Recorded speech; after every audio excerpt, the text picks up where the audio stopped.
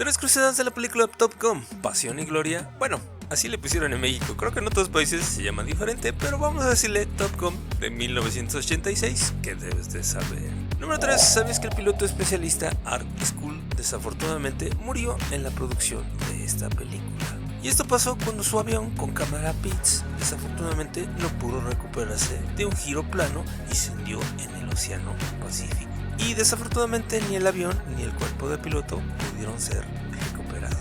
Y por esta razón esta película está dedicada a él.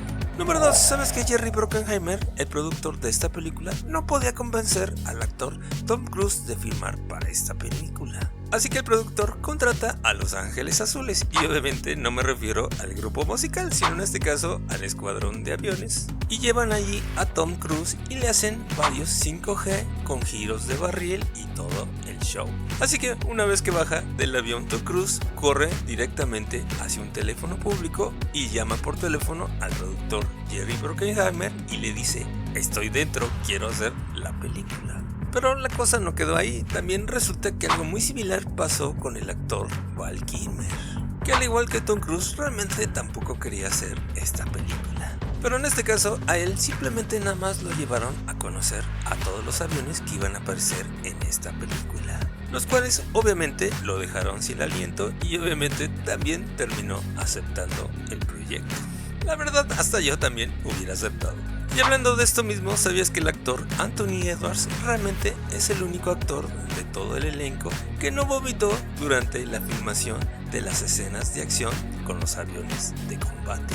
Y número 1, ¿sabías que el Pentágono le cobró a Paramount Pictures la cantidad de $1.8 millones por poder utilizar esos aviones y portaaviones en la película? A pesar de que algunos aviones F-5 se reutilizaron para que se parecieran a los MiG-28, así que los pintaron y los acondicionaron para que se vieran más o menos similares a los aviones rusos tan famosos.